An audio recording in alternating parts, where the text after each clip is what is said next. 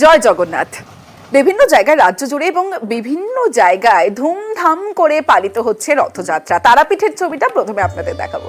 তারাপীঠে রথযাত্রায় ধুমধাম। এখানে রথে ঘোরানো হয় রাজবেশে আজ তারা মা এবং তাকে ঘোরানো হয় রথে চেপে মন্দির প্রদক্ষিণ করানো হয়। প্রতি বছর এই রথযাত্রা দেখতে ভিড় করেন কয়েক হাজার পুণ্যার্থী। সরাসরি তারাপীঠ থেকে রয়েছে আমার প্রতিনিধি অক্ষয় দিবার রয়েছে।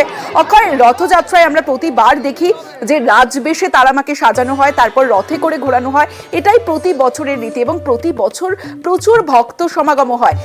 আজ এই মুহূর্তে ঠিক কি ছবি?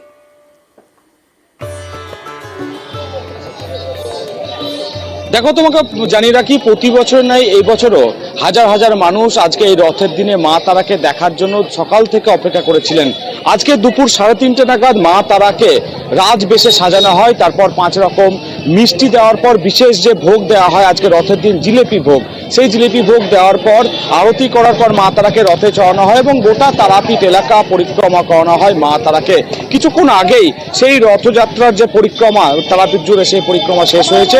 এই মুহূর্তে মা তারাকে গর্ভগৃহে নিয়ে যাওয়া হয়েছে, সেখানে মা তারাকে স্নান করানো হবে, আবার রাজবেশে সাজানো হবে, তারপর যে সন্ধ্যা আরতি সেই সন্ধ্যা আরতির পর শীতল ভোগ নিবেদন করা হবে মা তারাকে। এবং বলে রাখি, প্রতি বছর বহু দূর দূরান্ত থেকে মানুষজন রথের দিন এই একটা দিন অপেক্ষা করে থাকেন, তার কারণ মা তারাকে একদিন গোটা তারাপীঠ এলাকা পরিক্রমা করানো হয়। সেই মতো এই বছরও কিন্তু সাধারণ যারা দর্শনার্থী তাদেরও কিন্তু ভিড় ছিল চোখে পড়ার মতো। বেশ বোঝা যাচ্ছে।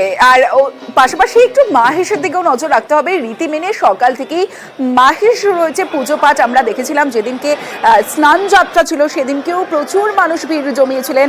আর আজ রথযাত্রা উপলক্ষে মাহেশে ভক্ত সমাগম, লক্ষ লক্ষ মানুষের ভিড়।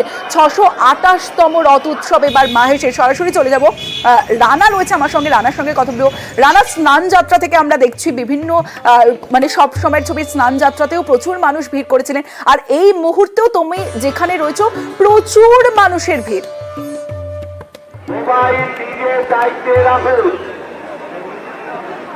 একদমই দেখো তমশ্রী, মানে যেভাবে মানুষ সকাল থেকে ঢলে ঢলে লক্ষ লক্ষ মানুষ কিন্তু এই জগন্নাথ দেবের যেমন দর্শন করেছে তেমন কিন্তু মন্দিরে তারা পুজো দিয়েছে। ঠিক 4:30 কিন্তু রথের দড়িতে টান হলো, এখনো পর্যন্ত কিন্তু সেই রথের চাকা কিন্তু এগিয়ে যায়নি মাসির বাড়ির দিকে। ফলে তুমি বুঝতেই পারছো এখনো কিন্তু বহু ভক্তরা তারা কিন্তু একটু রথের দড়িটাকে হাত দিয়ে ছোঁয়ার অপেক্ষায় রয়েছে। তুমি ছবিতেই দেখতে পাচ্ছ যে আমার পিছনে সারি সারি মাথা, তাদের মুখ হচ্ছে একদম রথের দিকে। ফলে সেই রথ কতক্ষণে মাসির বাড়িতে আসবে সেটাই কিন্তু মানে অপেক্ষায় রয়েছে সমস্ত ভক্তরা। পাশাপাশি তোমায় জানিয়ে রাখি যে পাশাপাশি কিন্তু পুলিশের যে কড়া নজরদারি সেটা চলছে, ড্রোনে নজরদারি চলছে। ফলে এখনো পর্যন্ত কিন্তু সুষ্ঠুভাবে রথের টান হলো, রথের চাকা কিন্তু 50 ফুটের বেশি কিন্তু এগোয়নি। বেশ বোঝা যাচ্ছে রানা, কারণ প্রচুর ভক্ত সমাগম হয়েছে, তাই এগোচ্ছেও ধীর গতিতে। নিরাপত্তার ব্যবস্থা অন্যদিকে একটু যদি ইসকনের দিকে নজর রাখবো, কারণ ইসকনে রথযাত্রা ঘিরে কলকাতার ইসকন মন্দিরেও ভিড়। সকাল থেকে মন্দিরে বিশেষ পুজো, মন্দিরে দেশ বিদেশের ভক্তদের ভিড়। মুখ্যমন্ত্রী মমতা বন্দ্যোপাধ্যায় তিনিও যান, পুজো দেন। বিভিন্ন অনুষ্ঠানের মাধ্যমে ইসকনে এই রথযাত্রা পালন করা হচ্ছে।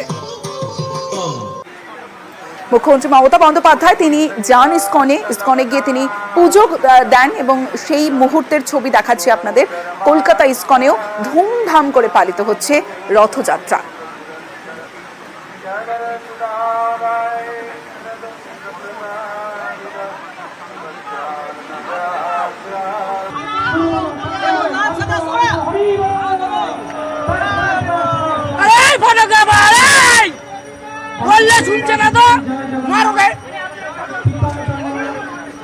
জগন্নাথ দেব আমাদের কাছে অতি পবিত্র এবং প্রিয়। বাংলার অর্ধেক লোককে আজকে আপনারা পুরীতে জগন্নাথ দর্শনে দেখতে পাবেন, কখনো ইস্কনে, কখনো পুরীতে, কখনো মাহেশে, বিভিন্ন জায়গায়। আগামী বছর আমাদের দীঘাতে যে পুরীর কায়দায় অনুকরণে ঠাকুর তৈরিও হয়ে গেছে, রথও তৈরি হয়ে গেছে, মন্দিরও তৈরি হয়ে গেছে। পুজোর পর ওটা উদ্বোধন করব। আগামী বছর থেকে ওখানেও রথযাত্রা শুরু হবে। আপনাদের সকলকে আগাম আমন্ত্রণ রইল।